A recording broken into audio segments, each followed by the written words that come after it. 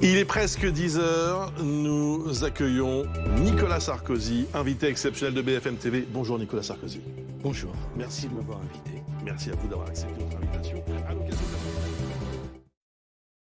la deuxième tome de vos mémoires qui raconte plus précisément, même si ça va bien au-delà bien sûr, les années 2009, 2010, 2011 de votre quinquennat et de votre présence à l'Élysée. Beaucoup de questions à vous poser, beaucoup d'épisodes à revoir ensemble, beaucoup d'images également à revisiter. Avant cela, le Maroc, si vous le voulez bien. Qu'avez-vous ressenti en apprenant la catastrophe qui a frappé ce pays? Vous savez, comme beaucoup de Français, j'aime le Maroc. Pour une raison que j'ignore, je ne peux pas lire Camus sans me dire que j'aurais aimé naître en Afrique du Nord. Vous savez, les descriptions de Camus là, qui montent dans... Alors, c'est l'Algérie, c'est pas le Maroc, mais enfin, disons que c'est la même région. Et qui monte dans le bus et qui va vers les plages, parce que les plages à Alger sont en dehors d'Alger. J'aime ce soleil, j'aime cette lumière, j'aime cette civilisation. Et immédiatement, au Maroc, je me suis senti chez moi. Je ne peux pas vous expliquer pourquoi. C'est un pays que j'aime. J'aime la noblesse, l'élégance des Marocains, leur chaleur, leur accueil, quel que soit leur niveau social. J'ai bien connu, je connais bien, je crois, le roi du Maroc, Sa Majesté. Vous lui rendez hommage dans votre livre d'ailleurs. Parce que c'est un grand dirigeant. C'est un très grand dirigeant. Il faut comprendre que le Maroc a du phosphate, n'a pas de pétrole. Le Maroc, c'est un grand allié de la France. Et cette catastrophe épouvantable a touché bien au-delà de la communauté franco-marocaine. C'est si proche de nous.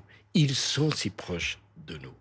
Et puis Marrakech, à 70 km de Marrakech, un tremblement de terre niveau 7, c'est bouleversant. Et c'est beau de voir les Français bouleversés par cela. Dans votre livre, vous écrivez « La France doit chérir cette relation privilégiée avec ce pays. Elle doit la préserver car elle ne va pas de soi.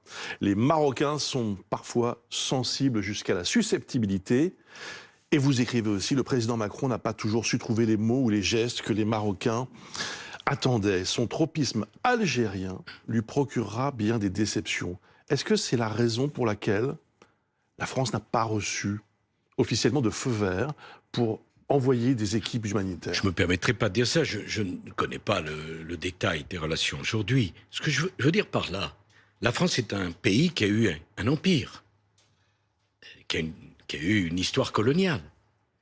Il n'y a quand même pas beaucoup de pays, le Maroc était un protectorat, qui ne nous en veulent pas aujourd'hui de cette histoire commune. Le Maroc est de ceci. L'Algérie est un grand pays que j'ai visité très souvent. Il se trouve que les dirigeants algériens, depuis les années 60, c'est-à-dire depuis la fin de la guerre d'Algérie, ont besoin de désigner systématiquement un ennemi, en l'occurrence la France, qui sans doute a fait des erreurs. Je ne suis pas en train de dire que tout était parfait, mais pour faire oublier les faiblesses du développement d'un pays qui regorge de pétrole et de gaz. Donc pour moi, vraiment, la relation franco-marocaine, elle a toujours été essentielle. D'ailleurs, le président Bouteflika m'en avait amicalement voulu, parce que j'avais fait ma visite d'État comme président de la République au Maroc avant l'Algérie. Mais j'avais dit à Bouteflika, écoute, je préfère aller dans un pays où on nous accueille magnifiquement, célébrant l'amitié et la proximité de la culture franco-marocaine, plutôt que dans un pays où sur 3 jours de visite, je passe 2 jours à me faire attraper, alors que j'étais à peine né au moment où finissait la guerre d'Algérie. Alors, le livre, maintenant, si vous le voulez bien, Le temps des combats. Au fond, pourquoi écrivez-vous ce livre? Dans quel but? Est-ce que c'est pour témoigner, bien sûr, écrire l'histoire, certains diront réécrire, expliquer, et puis je le dis avec le sourire, est-ce qu'au fond, c'est pas un peu aussi pour qu'on ne vous oublie pas? Ah oui, le petit garçon qui veut pas être oublié, ben, dans le fond, je pourrais vous retourner la question, vous dites pourquoi écrivez-vous vous-même, vous êtes un auteur. Vous savez, la sincérité d'un homme n'est pas dans ce qu'il dit. La sincérité d'un homme est dans ce qu'il fait.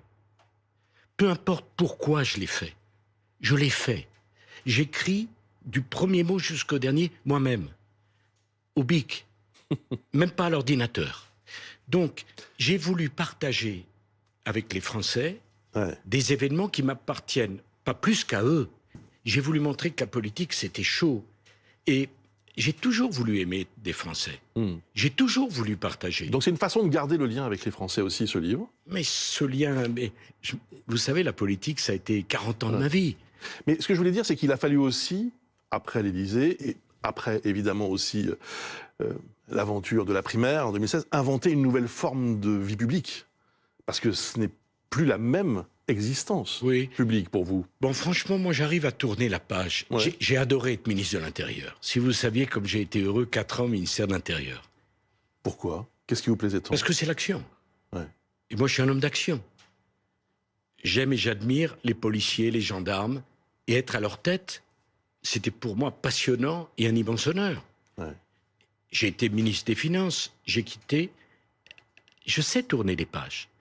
Mais la page de la France et la page des Français, d'une autre façon, plus apaisée, moins opérationnelle, plus distante. Et puis il y a tellement de gens, y compris vous, qui ont parlé d'événements qu'ils ont vécu de l'extérieur et qui ont parlé sur ce que je pensais, pourquoi j'avais fait. J'ai eu envie de dire ma vérité. Bien sûr. Et vous voyez, moi je ne prétends pas à l'objectivité ni à l'exhaustivité. Juste, j'ai voulu montrer qu'on pouvait être président de la République et avoir des sentiments. Mais le temps des combats, le titre est bon parce qu'on a l'impression que vous êtes sur le ring en lisant ce livre. Que raconter ces années-là vous permet de remonter, en effet, et de repartir en quelque sorte au combat. Vous disiez à l'instant, c'était chaud. Oui, et le livre aussi. Parce que vous ne vous ménagez pas, vous ne ménagez pas non plus vos adversaires, vous ne ménagez pas non plus ceux avec qui vous avez travaillé. Et ça, c'est plus rare dans un bouquin politique. Alors vous savez, faire un livre, en tout cas pour celui qui le fait, c'est important. Si c'est pour rien dire, il vaut mieux pas faire de livre. C'est ça.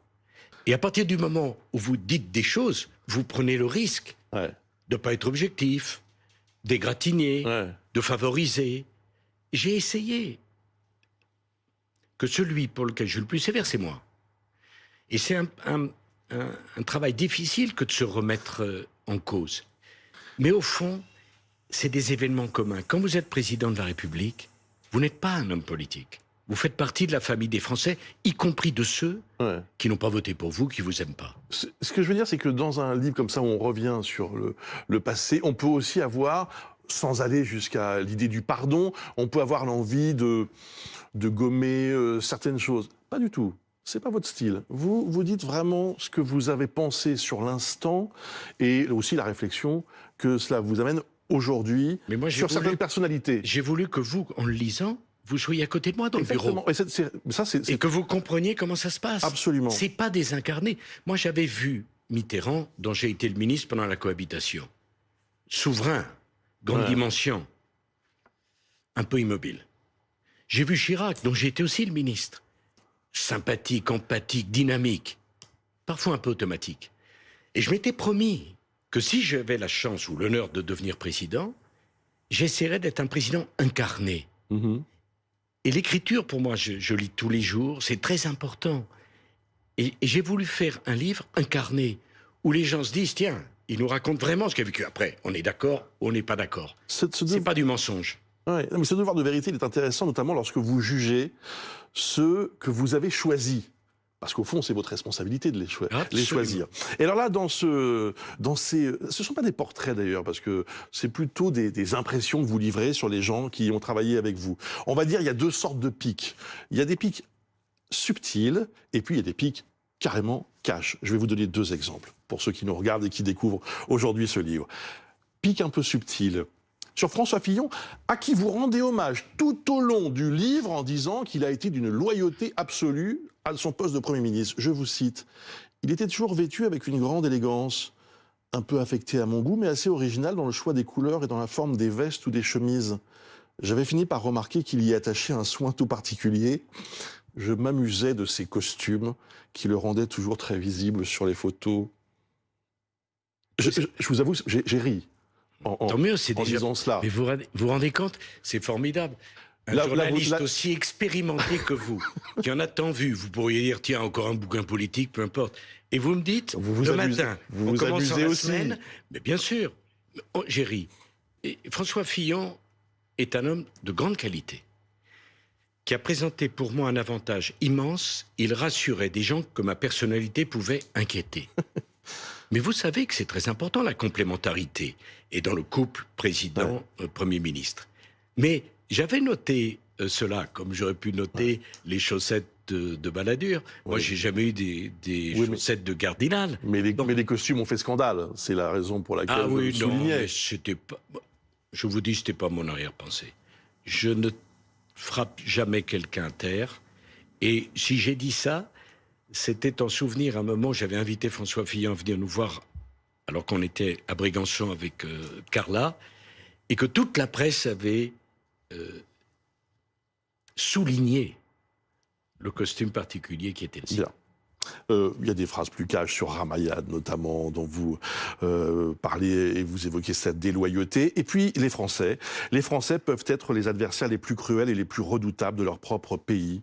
Nous sommes ainsi capables d'être les champions de la destruction de nos meilleurs atouts et de nos forces les plus efficientes, écrivez-vous. Ce qui m'amène à un sujet qui est à la fois dans votre livre et dans l'actualité et qui concerne l'insécurité. Vous en parlez, évidemment. Il sera question dans quelques secondes du fameux discours de Grenoble. Il y a ce que certains qualifient d'ensauvagement, d'autres de décivilisation, avec cette violence parfois extrême. Ce matin encore, à Nice, nous avons l'exemple d'une femme qui a été laissée pour morte dans la rue, après avoir été frappée avec barbarie, disent les policiers qui étaient sur place. Quel serait le mot, selon vous, qui qualifierait cette violence? Inacceptable. C'est pas un sujet d'éditorial ou de bavardage. La banalisation de l'horreur, la banalisation de l'inhumanité, c'est le premier élément qui est rendu inacceptable aux oreilles des Français. Tout ne se vaut pas. On parle à longueur de plateau des violences policières, qui sont deux mots qui sont parfaitement incompatibles. Ça n'existe pas, les violences policières, pour vous? Il peut exister une bavure policière, et elle doit être sanctionnée. Il n'existe pas de violence policière pour la bonne et simple raison que la police a la force de l'ordre de la République. Donc parler communément de violence policière pour la mettre au même niveau que cette barbarie que l'on voit, ça rend les gens foudrages. Et ils ont raison. Lorsque l'on voit que ces deux individus qui ont agressé une personne à la sortie d'un supermarché ont été remis en liberté le soir même, et que le policier qui a été pris dans l'affaire de ce malheureux qui a refusé 2 fois de s'arrêter à un contrôle, est toujours en prison, les gens se disent, est-ce qu'on a encore du bon sens? La violence, monsieur Saint, a toujours existé. Il ne s'agit pas de se précipiter sur le dernier fait divers. J'ai moi-même été tellement accusé de profiter ou d'utiliser des faits divers. Vous savez, une fois j'ai reçu la famille, père et mère, d'une jeune fille qui avait été violée et tuée. J'ai été tellement bouleversé par le rendez-vous que j'ai eu que j'ai pas pu avoir le moindre rendez-vous pendant l'heure qui a suivi, je le raconte. Absolument. Parce que ce n'est pas parce qu'on est président de la République, ministre de l'Intérieur, journaliste ou en charge d'une responsabilité qu'on doit banaliser cela. Et je trouve qu'on met trop dans l'actualité sur le même plan ce type d'événement inacceptable et le reste. Mais qu'est-ce qu'on fait, Nicolas Sarkozy? Parce que j'ai l'impression que ça fait 20 ans, au fond, qu'on a ce débat. Pourquoi 20 ans? Je pense à 2002. Oui, le moment où vous arrivez et où vous mettez vous-même ce sujet sur le devant de l'actualité. Je pourrais vous citer le Karcher. Et alors? Oui, ça a marché? Attends. D'abord, je prétends pas moi en 5 ans. Vous savez, je vais vous faire une confidence, j'aurais bien continué encore 5 ans. Bon. si vous regrettez que je n'ai pas pu faire plus longtemps, je ne prétends pas en 5 ans pouvoir éradiquer la violence. J'ai juste voulu faire une chose. Quand je suis arrivé ministre de l'Intérieur, c'était après une grande polémique quel M. Jospin avait dit à l'époque Premier ministre à une pauvre femme qui avait peur en rentrant chez elle dans le métro, « Vous savez, madame, vous n'avez pas peur, vous avez l'impression d'avoir peur. » Le sentiment d'insécurité. Oui, oui. C'est comme vous allez chez le dentiste vous dit « Monsieur, vous êtes sur le fauteuil avec la fraise. Monsieur, vous avez pas mal, vous avez l'impression d'avoir mal. » J'ai voulu rompre avec le déni de réalité. Et c'est la première étape de l'action. Mais qu'est-ce qui m'est tombé dessus ? J'étais moi-même coupable. Un journal épouvantable avait titré « Le voyou de la République » en parlant de moi, à la suite du discours de Grenoble. Donc, la complicité dans la banalisation du monde politico-médiatique est en cause. Si nous ne nous indignons pas, au-delà de quelques minutes, de cette pauvre femme sur le trottoir, avec cet individu qui lui frappe à coups de talon sur la tête, on ne peut rien faire. Alors, l'État doit agir. Mais l'État agira d'autant mieux que le débat politico-médiatique ira dans le sens de plus de fermeté. L'autorité, c'est pas une question de nombre de policiers. J'ai vu qu'on m'avait mis en cause parce que j'avais diminué le nombre de fonctionnaires. Dieu sait que la France en a besoin. Vous pouvez doubler le nombre de policiers. C'est pas pour ça que vous réglerez le problème. Si vous mettez sur le même plan les violences de rue et, entre guillemets, ce qu'on appelle les violences policières. L'autorité, on n'en finit pas de payer le prix des stupidités balancées à longueur d'année dans les événements de 68 par Cohn-Bendit et tous ses acolytes. Il est interdit d'interdire. Oui, mais, bon. Donc, mais aujourd'hui, en 2023... commence par le discours décomplexé où l'on doit... Mais l'action... Celle menée, par exemple, en ce moment par le ministre de l'Intérieur, Gérald Darmanin, que vous connaissez bien. Vous lui rendez hommage, d'ailleurs, lui aussi, dans ce livre. Il est à la hauteur de la situation. Gérald Darmanin est un bon ministre de l'Intérieur. La question ne peut pas être résumée au seul ministre de l'Intérieur. J'ai été un ministre de l'Intérieur qui n'était pas toujours soutenu par le président de la République. Si, dans le même temps, vous dites « ces violences sont inacceptables », mais qu'en même temps, vous avez un discours pour déculpabiliser, expliquant que c'est la pauvreté, que c'est l'intégration qui n'a pas marché, que c'est le manque d'éducation, à ce moment-là, plus rien n'est audible.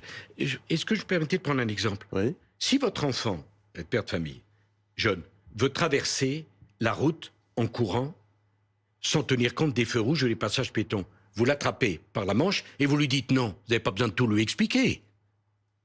C'est un acte d'autorité. Eh bien, l'acte d'autorité consiste à dire, maintenant, si vous touchez à quelqu'un qui porte uniforme, c'est inacceptable. Si vous faites preuve de violence physique, c'est inacceptable. Ça veut dire que c'est aussi une question de justice, de lois qui ne sont pas assez dures, de répression. Je ne pense pas qu'en multipliant les lois, on change quoi que ce soit.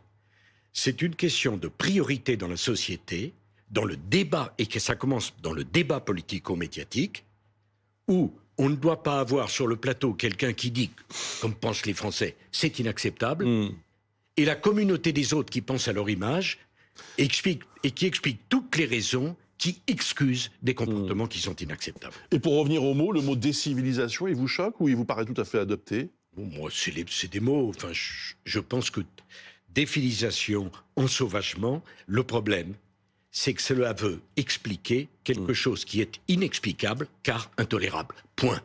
On n'en veut pas. Maintenant, je comprends la façon que l'on pourrait avoir de lutter contre cela, mais est-ce que vous avez une explication, vous, sur l'origine de cette violence ?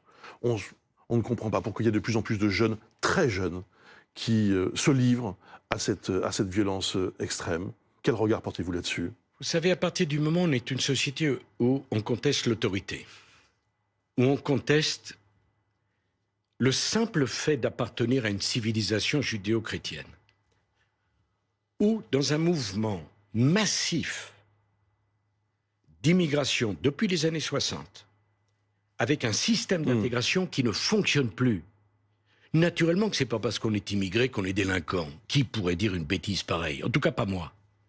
Mais qui ne voit qu'on déracine complètement des gens dont on ne se préoccupe absolument pas ni des conditions d'éducation, ni des conditions d'intégration, et qui se retrouvent sans aucune autorité, sans aucun cadre, avec des familles souvent monoparentales, qui ne peuvent plus maîtriser des adolescents qui sont des jeunes hommes, qui n'écoutent plus rien et qui n'ont plus aucune limite. Et le pire, monsieur Toussaint, c'est que la crise migratoire ne fait que commencer. Je dirais même qu'elle n'a pas commencé par rapport à ce qui nous attend. Alors, j'aimerais qu'on évoque maintenant ce fameux discours de Grenoble, dont vous parlez dans votre livre. C'était le 30 juillet 2010. Regardez. La nationalité française doit pouvoir être retirée à toute personne d'origine étrangère qui aurait volontairement porté atteinte à la vie d'un fonctionnaire de police ou d'un militaire de la gendarmerie, ou de toute autre personne dépositaire de l'autorité publique. La nationalité française se mérite et il faut pouvoir s'en montrer digne. Quand on tire sur un agent chargé des forces de l'ordre, on n'est plus digne d'être français. La règle générale est claire, les clandestins doivent être conduits dans leur pays. Et c'est dans cet esprit d'ailleurs que j'ai demandé au ministre de l'Intérieur de mettre un terme aux implantations sauvages de campements de Roms. Ce sont des zones de non-droit qu'on ne peut pas tolérer en France. Que dit-on à l'époque? Un discours d'extrême droite. Oui, bien sûr. Vous regrettez ce discours ou pas? Mais en rien. Je regrette simplement que M. Hollande, qui m'a succédé, ait détruit systématiquement toutes les mesures législatives, notamment les peines planchées, notamment l'organisation des charters pour renvoyer ceux qui n'avaient pas vocation à rester, parce que ce travail est un travail de long terme, et il ne peut pas être engagé avec, comme disent les anglo-saxons, le stop and le go. Mais la responsabilité de la pensée unique, de ce petit club médiatico-politique engagé complètement à gauche, qui visait à me présenter comme un voyou, comme moi-même un délinquant, alors que je ne voulais simplement qu'assurer la protection de tous les braves gens, immigrés compris, qui vivent dans les banlieues. Vous vous rendez compte? Mais la question, c'est le lien que vous faites entre l'immigration et la délinquance. Écoutez, cette histoire... Enfin, Monsieur Toussaint, qui peut ne pas faire un lien? Mais qui? Mais sur quelle base? Bon, très simplement, quand j'étais président de la République, les 2/3 des délinquants arrêtés à Paris étaient d'origine roumaine ou venaient des Roms, puisqu'à l'époque, il y avait des camps de Roms autour que nous avons fait expulser. Ce sont des réalités. Vous ne devenez pas délinquant parce que vous êtes immigré, naturellement. Je suis moi-même fils d'un immigré. Mais enfin, ouvrons les yeux. Vous allez chez le docteur. On fait un diagnostic. Vous ne voulez pas entendre le diagnostic. Comment on vous soigne? Et devant moi s'est levé un mur politico-médiatique. Et d'ailleurs, une partie de la droite était impressionnée. Je me souviens de Simone Veil, que j'ai aimée énormément, dont j'étais très proche, qui pour elle, juive, dans les camps de la mort, une femme remarquable, l'idée que je parle des Roms était même une idée insupportable pour elle. Mais je disais, mais Simone, on a des camps de Roms, ils n'envoient pas leurs enfants à l'école, ils ne payent pas la facture d'électricité. Leur place est en Roumanie, pas chez nous. Il n'y a pas de statistiques ethniques. Non, mais, ça n'existe pas. Non, mais déjà ça, monsieur Toussaint, déjà ça, c'est extraordinaire. Pourquoi? En quoi cela manque à ma dignité si demain on dit son père est hongrois, à Sarkozy, et son grand-père maternel était grec? Si nous ne mesurons pas la composition de la société française, le racisme est quelque chose que j'ai en horreur. On dit extrême droite. Vous savez, si j'ai été battu, c'est parce que Madame Le Pen et Monsieur Hollande se sont bien trouvés de faire disparaître de la scène politique le seul véritable rempart contre le Front National à l'époque, ou le Rassemblement National aujourd'hui. Alors maintenant, quand vous voulez fermer un débat, vous dites, ah, M. Sarkozy, vous avez donc fait un lien entre immigration et insécurité. Vous êtes d'extrême droite. Mais qu'est-ce que c'est l'extrême droite? Pendant des mois, j'ai entendu que le Rassemblement National faisait pas partie de l'arc républicain. Une stupidité. Et ils discutent 12 heures avec le président de la République. Heureusement qu'ils font pas partie de l'arc républicain. Qu'est-ce que ça serait s'ils en faisaient partie? Donc, cette espèce de pudibonderie, qui n'est rien d'autre, M. Toussaint, que de la lâcheté. Vous savez, le problème de notre société, c'est le souci de l'image. Tout le monde se regarde trop dans la glace. On veut paraître généreux. Regardez quand on a ces malheureux qui traversent la Méditerranée et qui vont mourir pour être nos enfants. Donc, une partie de l'opinion est exaspérée par l'immigration clandestine et une autre, parfois la même, est bouleversée par le sort de ces gens. Alors, Mais comment voulez-vous qu'un gouvernement, avec ce débat-là, aussi explosif, aussi peu raisonnable, puisse agir dans la durée? Nicolas Sarkozy, invité de BFM TV, on se retrouve dans quelques instants. Merci de rester avec nous. 10h31 sur BFM TV. Nicolas Sarkozy, invité exceptionnel ce matin pour la sortie du Temps des combats chez Fayard. C'est déjà un best-seller et c'est le 2e tome de vos mémoires de président pour couvrir les années 2009, 2010 et 2011. Beaucoup de récits de l'actualité internationale notamment. Ce qui vous vaut d'ailleurs aujourd'hui une polémique assez vive autour de la guerre en Ukraine. Question très simple. Nicolas Sarkozy, êtes-vous devenu pro-russe? Non. Je suis toujours fasciné, M. Zin, par l'impossibilité actuelle. Il n'y a jamais eu tant de chaînes de télévision, de radio, de possibilités de s'exprimer, et tant de gens qui veulent refermer le débat avant qu'il soit ouvert. Il y a 500 000 morts dans cette guerre. Cette guerre, il y a un agresseur, la Russie, Poutine, et une victime, l'Ukraine. Mais est-ce qu'on peut réfléchir comment on s'en sort? Comment on arrête 1,5 million de morts? J'ai voulu simplement dire que pour résoudre une guerre, il y a 2 façons. Soit l'anéantissement de l'autre. Je mets en garde. On ne va pas anéantir la 2e puissance nucléaire du monde. Ou alors, le monde risque de verser dans une guerre totale. Soit la discussion diplomatique. On me dit, Poutine a changé, on ne peut pas discuter avec lui. Ceux qui disent ça sont en général ceux qui n'ont jamais rencontré M. Poutine. J'ai eu peut-être 80 conversations avec lui. On ne peut pas faire ce reproche à Emmanuel Macron, qui aujourd'hui n'arrive plus à communiquer avec Vladimir Poutine. Il y aurait beaucoup à dire là-dessus, mais j'ai eu des conversations très dures avec lui. Quand M. Poutine avait eu la très mauvaise idée de rentrer en Géorgie, ses chars étaient à 25 km de Tbilissi. Je suis parti à Moscou. On a discuté 7h30. Et la guerre s'est arrêtée. Il s'est retiré de Géorgie. Et aujourd'hui, la Géorgie est un pays libre. Je ne dis pas qu'on peut refaire ce que j'ai fait. Sans doute, vous avez raison, les circonstances sont différentes. C'est surtout, le drame est différent. Vous évoquiez 500 000 morts en Ukraine, 500 000 victimes. Aujourd'hui, est-ce qu'on peut encore considérer que Vladimir Poutine est un interlocuteur? Écoutez ce que répond Catherine Colonna, ministre des Affaires étrangères. Je vais vous faire une réponse courte, je ne les ai pas compris. Vous ne les avez pas compris. Vous ne comprenez pas pourquoi Nicolas Sarkozy... Vous en avez parlé avec lui? Non. J'ai déjà été interrogée par certains de vos confrères et j'ai répondu que dans ma position de ministre, il ne m'appartient pas de commenter des propos d'un ancien chef de l'État, mais il serait bon que les propos de l'ancien chef de l'État soient conformes aux principes que défend la France, la souveraineté, l'intégrité territoriale des États, l'intangibilité des frontières, l'indépendance des États, et soient également conformes à ce qu'est la position de la France, celle qu'elle défend dans les enceintes internationales. C'est ça le pire, en fait, dans cette polémique. Non seulement on vous accuse d'être pro-russe, mais on vous dit, vous jouez contre la France. Oui, enfin... Madame Colonna n'a pas une grande expérience politique, pour tout dire. Elle a été la secrétaire générale de Jacques Chirac, qui était un grand proche de Poutine et qui était invité avec M. Berlusconi aux anniversaires de Poutine, ce que je n'ai jamais été invité moi-même. Bon. Donc si Madame Colonna veut me répondre, on peut débattre. Je ne dis pas que j'ai la vérité. Mais enfin, ça veut donc dire que quand la France prend une position, on doit tous s'aligner derrière, circuler et rien à voir. Alors, en cas de guerre, dans un côté, si vous dites quelque chose, vous êtes d'extrême droite, de l'autre, vous êtes pro-Poutine, la troisième, vous travaillez contre la France. Parce que vous êtes ancien président de la République, oui, Nicolas bien. Sarkozy, vous n'êtes pas n'importe quel Français. Justement, mon rôle... Il se trouve que j'ai voté M. Macron parce que je ne voulais ni de M. Mélenchon, ni de Mme Le Pen.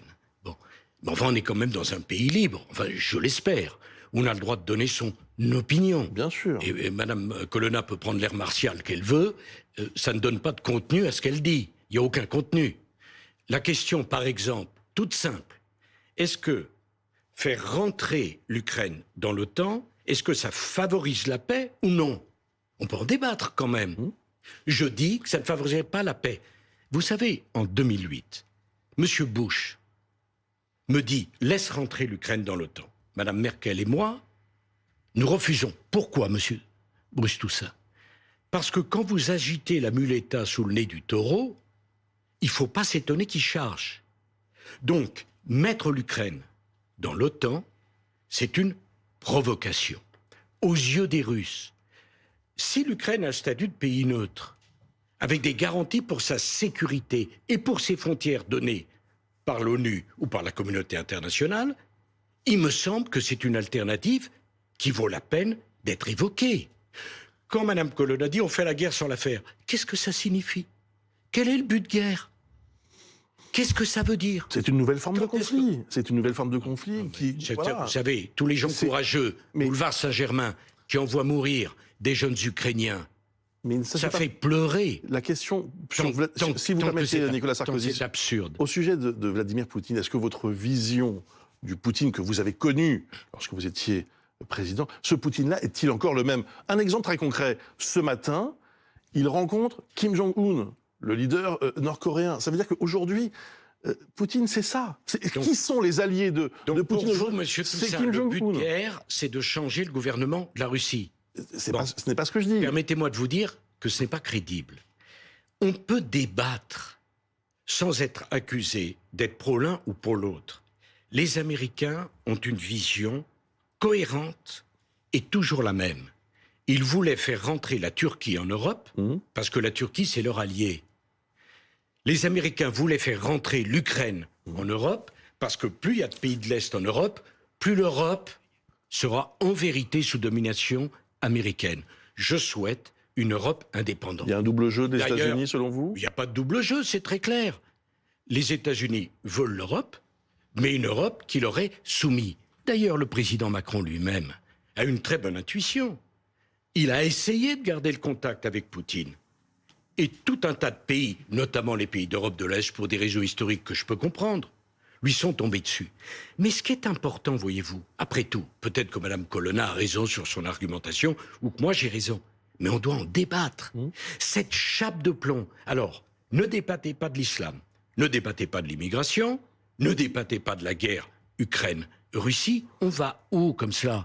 La démocratie, c'est pas simplement les élections. Ça a suscité beaucoup de réactions. Même Lionel Jospin est sorti de sa réserve. On ne peut pas accuser Lionel Jospin de récupération électorale.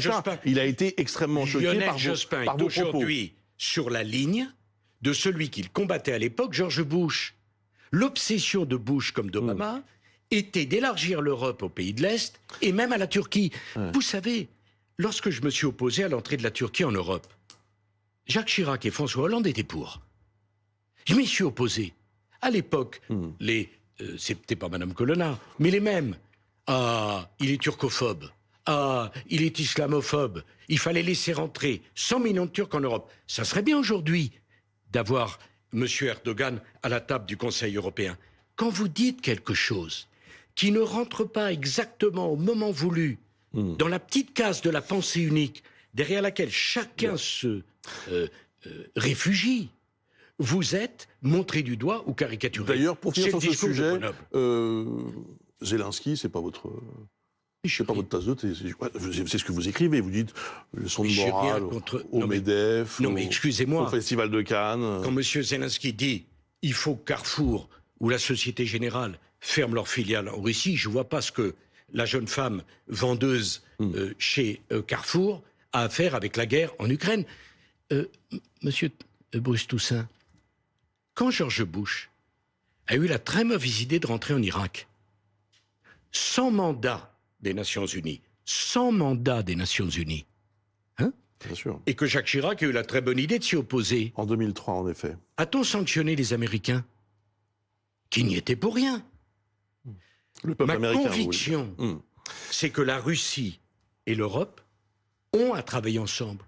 Nous sommes voisins. Bien. C'est la différence entre les États-Unis et nous. Nicolas Sarkozy, depuis le début de la promotion de ce livre, vous avez pu vous exprimer aussi sur ce qu'on appelle communément les affaires.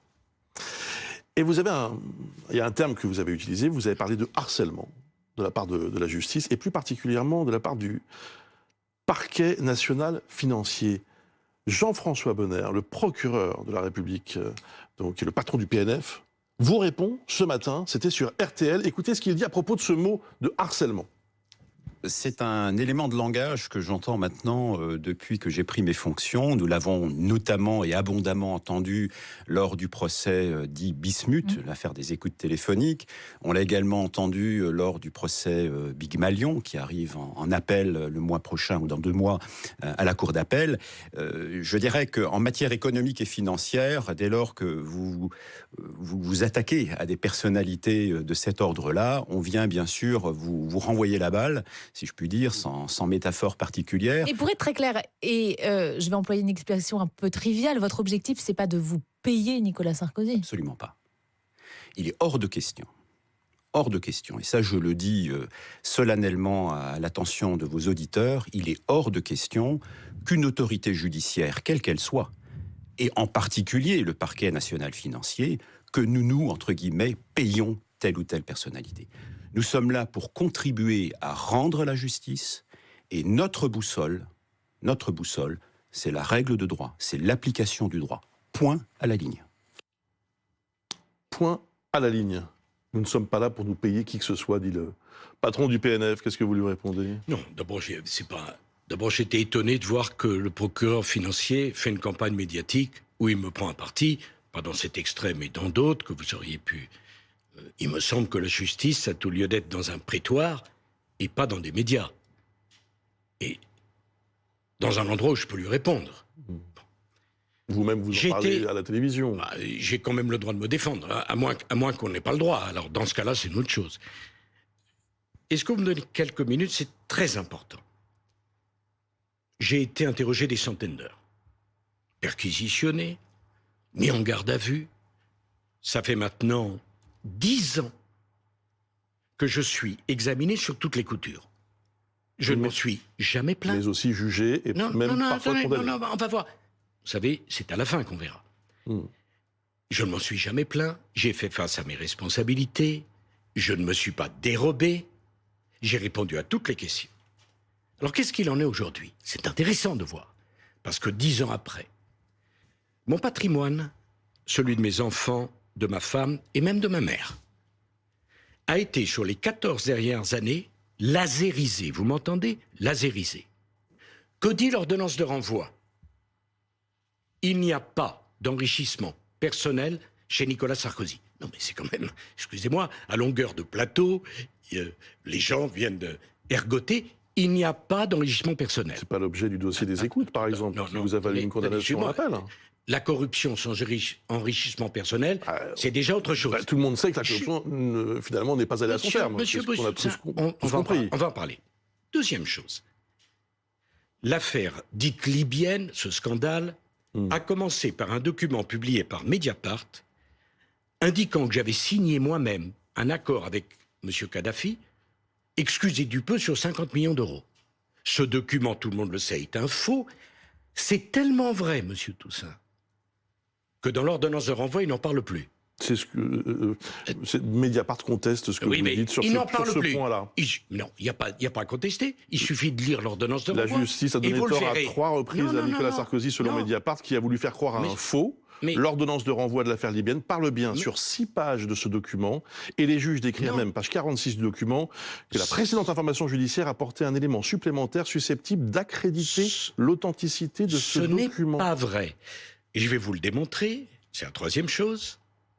Puisque je suis accusé que ma campagne ait reçu de l'argent de M. Kadhafi, ce qui est invraisemblable, savez-vous que l'ordonnance de renvoi... Non, 10 ans d'instruction. L'ordonnance est incapable de dire de combien. C'est-à-dire que, après 10 ans d'enquête, on n'a pas trouvé un centime de M. Kadhafi, ni dans mes comptes, ni dans ma campagne. Pas un centime. Donc, ce que vous voulez dire, c'est que ce que je comprends maintenant, c'est que vous dites, puisque il est prouvé... Non, mais j'essaie d'expliquer aussi à ceux qui nous regardent. Puisqu'il est prouvé qu'il n'y a pas eu d'enrichissement personnel, ça démonte tous ces procès. Non. On n'a pas trouvé dans ma campagne un centime de liquide. Et ça a été fait à 2 reprises, puisque dans l'affaire Bettencourt, j'ai eu un non-lieu, le juge Gentil avait examiné la même campagne et n'avait pas trouvé. Donc, monsieur Bruce-Toussaint, dans un état de droit, quand sur les comptes de la personne accusée, on ne trouve rien, et quand dans les comptes de la campagne de la personne accusée, on ne trouve rien, on en tire la conclusion qu'il est innocent. Chez moi, on en tire la conclusion qu'il y a suspicion. Pourquoi? Et j'en terminerai par là. Parce que Kadhafi, ses fils et ses affidés disent, vous verrez, depuis 10 ans, on produira des documents qui prouveront cela. 10 ans après, pas l'ombre d'un document. Vous m'entendez? Pas l'ombre d'un document. Donc, je ne baisserai pas la tête.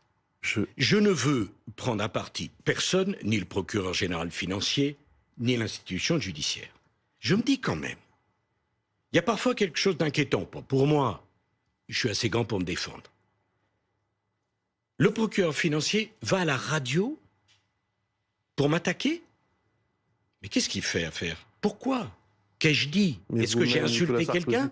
Vous jouez l'opinion contre la justice. Non. Je ne... Mais, après tout, excusez-moi, pourquoi reprocher au procureur financier d'aller à la radio? Monsieur Bruce-Toussaint, quand vous dites quelque chose d'inexact, vous me permettez de vous répondre. Je ne joue pas l'opinion. C'est pas moi qui fais fuiter les documents, les convocations et qui sortent. Excusez-moi. Vous êtes gentil, mais pas naïf. Vous savez parfaitement ce qu'il en est. Vous prenez l'opinion à partie pour dire que vous êtes victime de harcèlement. Non, absolument pas. Monsieur Bruce-Toussaint, si on dit que je suis malhonnête, il faut le prouver. Si vous ne le prouvez pas, vous m'avez sur votre route. La justice a tranché au moins pour ce qui concerne une affaire. Non. Et maintenant, c'est la Cour de cassation qui va s'exprimer pour ce qui concerne l'affaire des écoutes. Attendez. Non. Laissez-moi aller. Oui, je vous laisse depuis tout à l'heure. Non. La présidente de la Cour d'appel qui m'a condamné, un de vos confrères révèle que cette personne, dont je ne citerai pas le nom par discrétion, a pris il y a quelques années violemment, politiquement position contre moi. Violemment, nommément. Est-ce que c'est normal, monsieur Toussaint, qu'un juge qui vous juge soit un de vos adversaires politiques? Imaginez à l'inverse, monsieur Toussaint. Imaginez à l'inverse que j'ai été jugé par quelqu'un qui était proche politiquement de moi. Quel scandale! Hier, j'ai appris que le syndicat de la magistrature invitait à la fête de l'humanité, la fête communiste, alors que le devoir d'un magistrat, c'est d'être impartial. Est-ce que vous ne pensez pas qu'il y a quelque chose de bizarre? Bien. Non. J'aimerais vous poser une question parce que c'est trop facile. Moi, j'ai une question personnelle à vous poser, Nicolas Sarkozy. Est-ce qu'il vous arrive de penser à la pire des sanctions, celle qui pourrait vous priver de liberté? Est-ce qu'il vous arrive, vous, à penser que demain, vous pouvez tomber malade? Oui. Bon. Eh bien, je suis comme les autres. Mais, monsieur Bruce-Toussaint, je veux dire une chose. J'ai la force de celui qui est innocent et qui ne baissera pas la tête. Vous parlez de l'affaire Bismuth, qui a occupé les médias. La montagne a accouché d'une demi-souris. On voudrait me condamner parce que j'aurais eu l'intention de faire une intervention sans aucune contrepartie. Donc, on ira jusqu'au bout. S'il faut que j'aille devant la Cour européenne des droits de l'homme, j'irai. Bien. Mais il ne suffit pas de salir, monsieur Bruce-Toussaint, pas vous. Il faut prouver. On est dans un état de droit. Alors souvent, on me dit, mais c'est pas trop dur, c'est pas trop dur. Bien sûr que c'est dur. Mais vous savez ce qui est dur? C'est de rester convaincu de son innocence. C'est de continuer à se battre. Et de continuer à en croire à la justice. De continuer à croire dans l'état de droit. C'est ce que je fais. 2 dernières questions, si vous permettez. Et d'ailleurs, si vous me permettez juste un mot, c'est amusant. Parce que si j'avais fraudé le fisc, si j'avais détourné de l'argent, vous me diriez, enfin, monsieur Sarkozy, c'est pas bien de faire ça quand on était président de la République. Non, vous me dites pas ça, vous, parce que vous le pouvez pas. Parce qu'en vérité, il n'y a rien. C'est un vide sidéral. Bien, on est au terme de cette interview. Ça sera le prochain livre, j'imagine, mais vous avez dû y réfléchir forcément depuis toutes ces années. Pourquoi avez-vous perdu en 2012 ? Vous savez, je crois que ma campagne de 2012, c'était la plus belle. Je suis parti, j'étais à 33% au deuxième tour. Je termine à 58,5%. 28 au premier tour, 58,5 au deuxième. C'est pas passé loin. Je pense, voyez-vous, qu'il y a tant de raisons qui sont dues à moi. Il y avait cette affaire libyenne, opportunément, qui est sortie exactement entre les deux tours, par l'officine Mediapart, bien connu pour ses mensonges, pas simplement pour moi d'ailleurs, sur M. Mitterrand aussi. Et puis, réfléchissez à ça. La droite avait eu 2 mandats de Jacques Chirac. J'en avais eu 1, ça faisait 3. 4, ça faisait beaucoup. Et puis peut-être que je n'avais pas aussi envie en 2012 que je ne l'avais en 2007. Ça aussi, c'est une phrase qui restera peut-être. Je voudrais aussi signaler que vous êtes engagé depuis très longtemps aux côtés de l'Institut Gustave Roussy, qui est basé à Villejuif, évidemment, et qui est à la pointe dans la lutte contre les cancers pédiatriques. Voici cette affiche qui apparaît à l'instant. Il est possible de faire un don, c'est très important. Le mois de septembre est un mois de mobilisation pour récolter des fonds. Le livre s'appelle « Le temps des combats ». C'est chez Fayard. C'est le récit de ces 3 années au milieu du quinquennat donc de Nicolas Sarkozy. Merci d'avoir accepté de répondre à toutes nos questions. Juste un mot sur la photo de Noé, parce que Noé, que vous avez vu en photo, est mort. Absolument. C'est un petit garçon qui a lutté pendant Noé, c'est un petit garçon que j'ai connu à 8 ans, qui avait un cancer, et ce cancer, 100% de mortalité. Et c'est pour ça qu'il faut donner de l'argent. C'est pour ça qu'il faut les aider. Le message est passé. Merci Nicolas Sarkozy. Merci. Suite du live dans un instant.